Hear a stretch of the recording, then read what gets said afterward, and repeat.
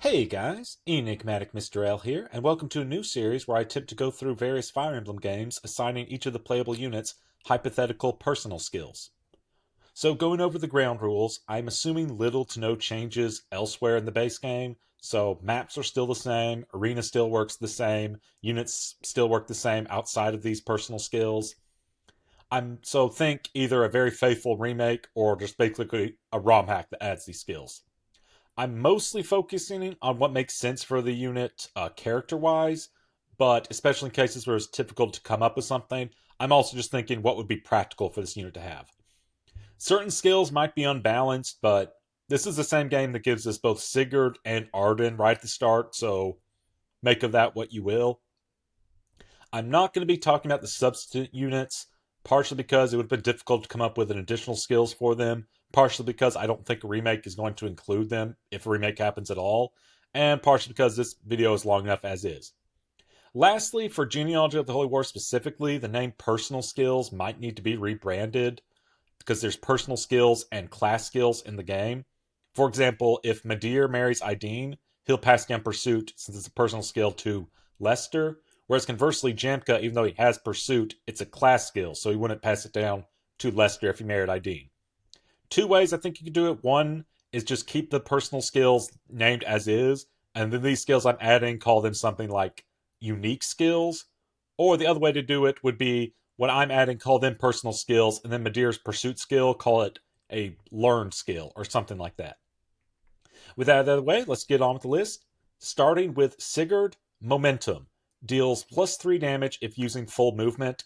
This is basically just taking straight from Sigurd as a emblem rank and Fire Emblem Engage, but toned down a little bit because having +1 damage to every movement with his 9 movement plus row tiles all the time would be too broken even for this game, so you have to use the full movement for it to count, and it's only 3 damage. Alec, Ladies' Man, gains +5 hit for every female ally within 3 spaces. From what we know of Alec with his talk conversation with Sylvia in Chapter 2, I kind of picture him as a bit of a flirt, so the more female eyes are on him, the more inspired he is to try harder, which in this case translating to make sure he hits the enemy. Noish, Back Against the Wall, grants +10 skill when user is at half HP or less. I kind of picture Noish as more like the reckless of the duo, taking into skills like a cost and a critical. So when his HP is getting down low, the adrenaline kicks in, he's inspired to fight harder. So on one hand, he'll be more likely to hit the enemy, but also it's more likely for his critical skill to activate. Arden, Live to Guard. Unit deals +2 damage and takes 2 less damage when guarding a castle. The game makes a joke of Arden being on castle duty at the start of the game, and even though there aren't really many places for this to shine, I do think it fits Arden's character. If you are training Arden, using him long term, it might be useful in, say, like, if you send him up to the northeastern castle in Chapter 4. Azel, Firepower. Grants 5 more magic when using a Fire Tome. Fire magic is notoriously not very good in this game. It's basically just the same as its thunder and wind equivalents, but way more. This gives him a slight more reason to use fire if it's at an equivalent level, and fits in because Azel is like the descendant of like the Veltalmer class line. It's basically the Fire Emblem in this game, so I think it's fitting here.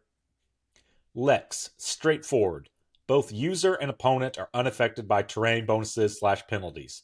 Lex is a very honest person, as seen as an event where he gets the Brave Axe, so I wanted to give him a skill kind of similar to Diamod's Fair Fight from Engage. And I figured the best way to do it would just be he doesn't get bonuses from terrain or penalties, and neither do his opponents he's facing while in combat with Lex. Quan, Right Hand Man. Unit always triggers Adept if initiating attack while within 3 tiles of Sigurd. Quan is Sigurd's like best friend and brother-in-law. He's there to support Sigurd. So when he's initiating attack while close to Sigurd, he's inspired to do his best, which in this case translating to Adept is something you can guarantee and rely upon. It only works on player phase because I think having it work on enemy phase would be a little too broken, but this adds some more reliability and it synergizes well with Sigurd's authority stars. Eflin, Supporting Role. Stabs heal for 5 more HP. This is basically just taken from a skill in like Fire Emblem Awakening, but I think it fits Eflin fine, as she technically can do combat. She has critical skill, she can wield A-weight swords. She's mostly just seen to like support her brother and what he does, and support her husband Quan. And I think that translates more into healing, just being like contributing on like the sidelines rather than on the front lines. Finn, Aspiring Knight. If unit initiates attack and defeats foe, grants double experience. So in the first generation, Finn is like under the it's under the lordship of like Quan, trying to like that's his lord, so he's trying to like become better, become stronger as a knight. So I've translated this, it gives him a chance to gain boosted experience, and this way it's more likely for him to be promoted come second generation, where he will get a different skill. Madir, Fight or Flight.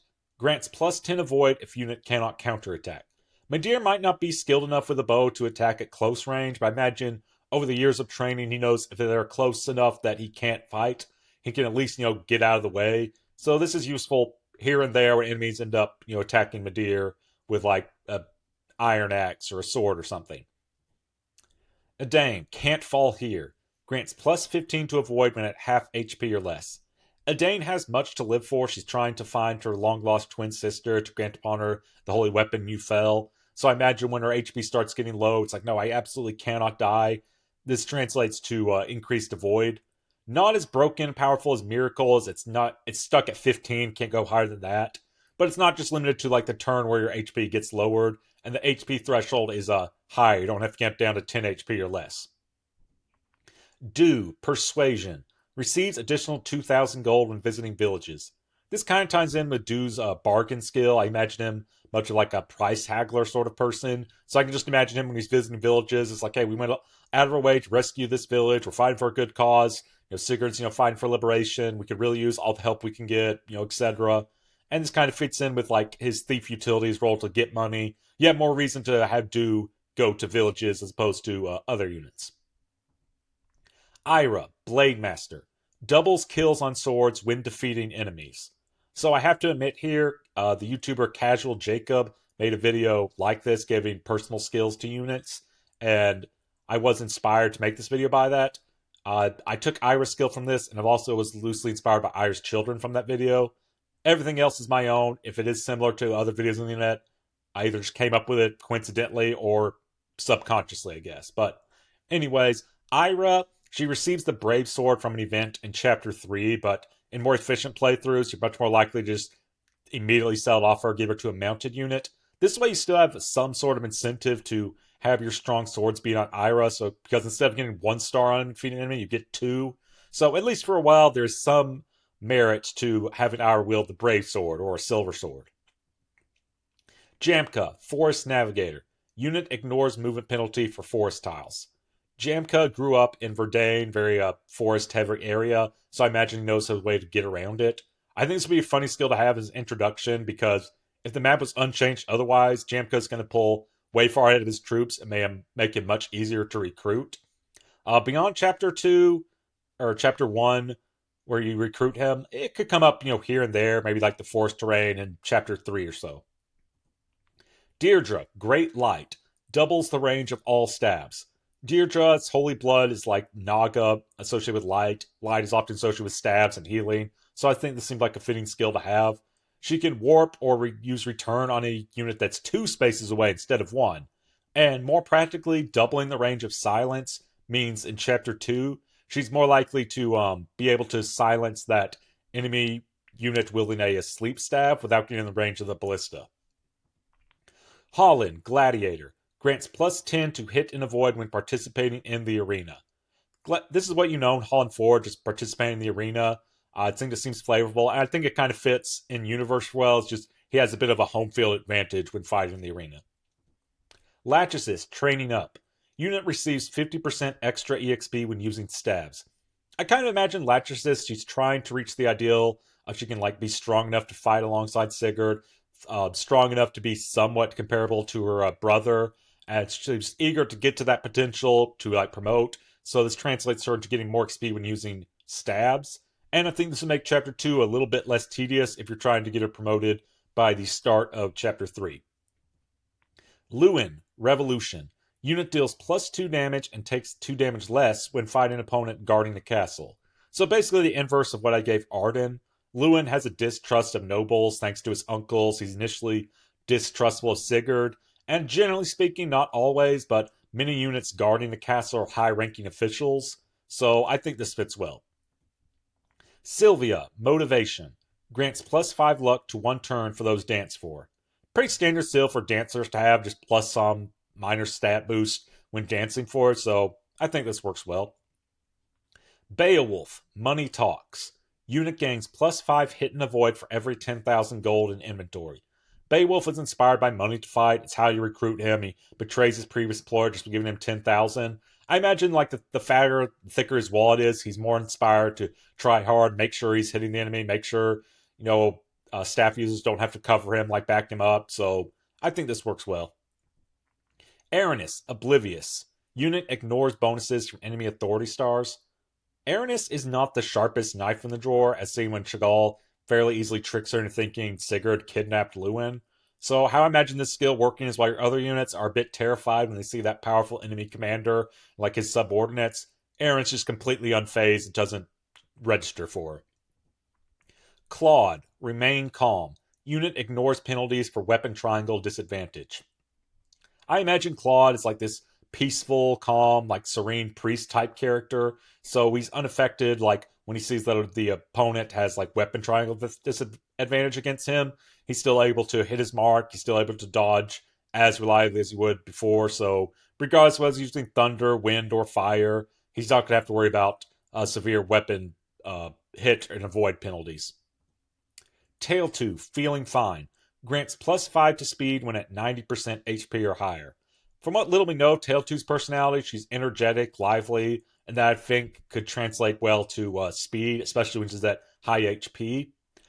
The skill isn't going to be very practical because she's an infantry unit. She doesn't even have pursuit, but might help her dodge here and there, could help her trigger a debt once she promotes. It's at 90% HP or higher instead of full HP, so she doesn't get completely screwed over or just gaining 1 HP on level up. Bridget, Pirating. Luck divided by 2% chance to receive gold when defeating an enemy. Bridget was raised by pirates, even if they were noble pirates, so I think those old instincts kind of kick in when she defeats an enemy. Similar to Dew's kind of thief class skill, but one, obviously it's just a luck chance, you can't rely on it, and two, you have to defeat the enemy. And if the enemy, like Dew already come, they had stole their gold, then there's no chance for their Bridget to receive gold this way. Alright, heading into the second generation, starting with Seliph, Inspired. Unit deals +2 damage and takes 2 less damage when adjacent to another unit. I imagine when Sigurd's fighting Seliph's fighting alongside his comrades in ours when they're close by, he's much more motivated to try harder, so it hits the enemy harder and he doesn't take as much damage. Ulster, On Guard. Grants +10% chance for skill activations when counterattacking. Compared to his sister, Ulster's the more cautious type, more on the defensive from what the brief conversation we get in the start of Chapter 6. Conversely, Larsae, his sister, On the Attack. Grants +10% chance for skill activations when initiating attack. Pretty straightforward. Ulster is more defensive, Larsae is more offensive, so these skills kind of complement each other well. Lana, Above and Beyond. Healing with any staff cures status conditions. Wanted a personal skill that reflects of how skilled of a healer Lana is. I think this works well. It would also make Chapter 10 less tedious. You could give the Restore staff to someone else and just a Physics staff to Lana. Then when 3 of your enemies get put to sleep in 1 turn, with a dance you're going to manage to get everyone back fairly quickly. Dermuid, Fierce Defender. Grants the critical skill when counterattacking.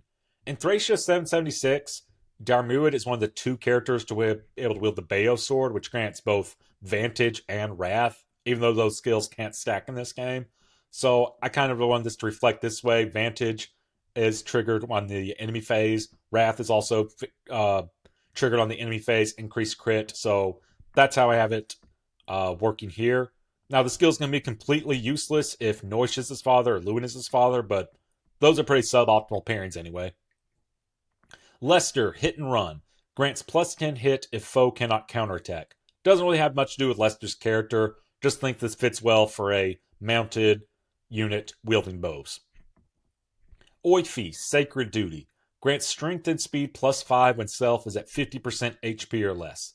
Oifi made a promise to Sigurd to keep his son safe, so I imagine when he gets sees Self taking serious damage, he's that much more motivated to try harder to make sure that Self doesn't meet the same end that his father met. Julia, my hero, grants +1 to every stat while within 3 spaces of Seliph.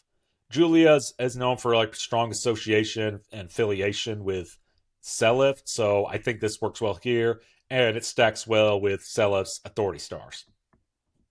Fee, going solo, grants +10 to hit and avoid when no other allies are within 5 spaces. We first see Fee, she says that her horse isn't used to like carrying someone like Arthur with her, so I think this fits in narratively. And gameplay wise, I think this is a helpful skill because you often see send your Pegasus Knights just do like solo odd jobs here and there, like bandits taking down a village that's hard to reach for your other characters to get to. 5 spaces would be a little strict in other games, but with Genealogy's massive maps, I think it's fine. Arthur, Magic Barrier. Unit cannot be silenced. I originally wanted to give this skill to Ced, but Ced has such good base resistance that he's not really in danger of being silenced anyway, so I just gave it to another magically oriented unit. I think it works well enough. Arthur learned enough magic to make sure he's always able to wield it as long as he's awake.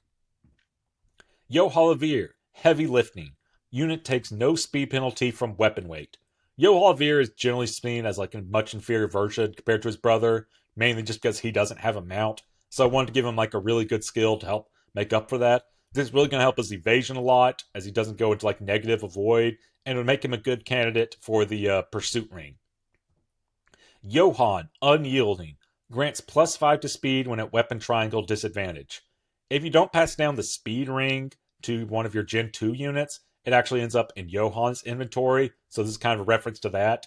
And it triggering when at weapon triangle disadvantage is Johann gets completely walled in the arena against most sword fighter units. So this makes it slightly more likely if you're like willing to reset enough that he can look out and get past a sword fighting unit in the arena. Leaf, Inspire. Adjacent allies deal +2 damage and take 2 less damage. Pretty much an inverse of Seliph still. Stacks with self skill, and this is more a reference to in Thracia 776. Leaf is much more of like a support utility unit with this huge array of like support pool and like authority stars and that sort of thing. Finn's second generation skill, Subdue, grants use of Subdue command, a restrained attack that always leaves foe with at least 1 HP. Now that Finn has gotten older and more experience, he knows that it's time for like the younger generation to shine. Yeah, they need more combat experience. So this allows him to be like another Jagan of sorts alongside Orphe. And it combines well with his first generation skill because this way he's much more likely to be promoted, which fits in with kind of a quote unquote Jagan like archetype. Nana, Mixed Attacker, grants +5 to magic when using a magical sword.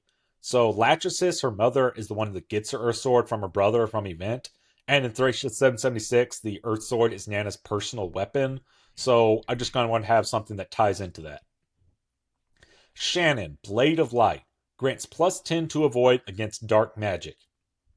This is another skill. It really has nothing to do with Shannon as a character. This just makes the start of Chapter 7 just a bit less frustrating, as you could play that chapter perfectly, and there's still a small but real chance Shannon could just die to the dark mages. Here, it's still possible. There's still a little bit of tension, but with that like single-digit hit against them, it makes it much more reliable. Patty, on the lookout. Luck divided by 2% chance to find 1,000 gold when using the wait command.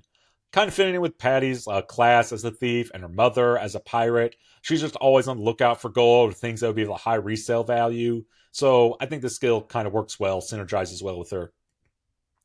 Eris, Rivalry. Unit deals 10 more damage if foe has a holy weapon. Eris grew up believing that Sigurd killed his father, and I would assume that he presumes Sigurd has the Tyrfing, or his son Seliph has it in his possession now. He's been training harder for that.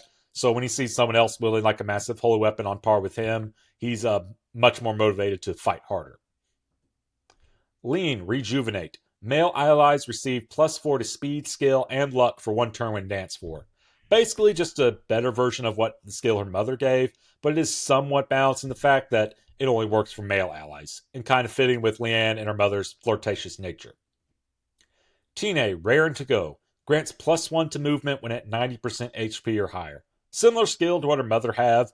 Another way that movement often gets translated in like speed, they're kind of used interchangeably sometimes, so I think this would be definitely more useful skill. allows her to keep up with at least your other infantry units. Feeball, Superior Marksman, grants plus 10 to hit and avoid when fighting another bow user. Pretty self-explanatory. I imagine Feeball sees himself as like the ultimate sniper. So when he's going up against someone else using bows, he knows all about bows, strengths and weaknesses. He knows how to fight and counter them effectively. And this could be useful if you send him up to fight the Bow Knight squad in endgame. Said, Wind is with me. Grants plus 3 defense/resistance when using a wind tome. According to Thracia 776, Said's canonical father is Lewin, and I will take any opportunity I can to promote this pairing. That's pretty much the only reason why it works like this. And yes, this would stack with Forsetti. Hannibal, Shield of Thracia. Doubles Pavise activation rate when at 50% HP or less. Another self-explanatory skill. Hannibal's known as the Shield of Thracia, so I wanted like a defensive skill. I think, a defensive skill when he's at low HP works well. Corpor, Hidden Potential. Adds 20% to all growth rates. Corporate's kind of seen as like a growth unit. He joins late, level 1. This gets you a bit more bang for your buck as you're more likely to get good level ups when growing him. Usually I don't like skills like this because at this point I'm like, well, why not just give him better growth rates so we can have any other personal skill? But here I think it works because Corporate can have like 13 different fathers. So it's not just a flat skill that always does something like the same, since its growth rates can vary by quite a bit. And last but not least, Altina, Tricks of the Trade. Unit deals plus 5 damage to other Wyvern Riders / Lords. Growing up in Thracia, known for the Draco Knights and like Wyvern Riders, kind of similar like Feeball skills, I think she knows how to counter them effectively. This could be useful in Altina's join map against like Aryan squad. Beyond that, it's probably not going to be more useful beyond like maybe the arena, but I think it's pretty flavorful. And that is everything. As always, thank you so much for watching. Any skills you have like critiques of, any skills, characters, and units you think you have better ideas for, please let me know in the comments below. This is Enigmatic Mr. L, signing out.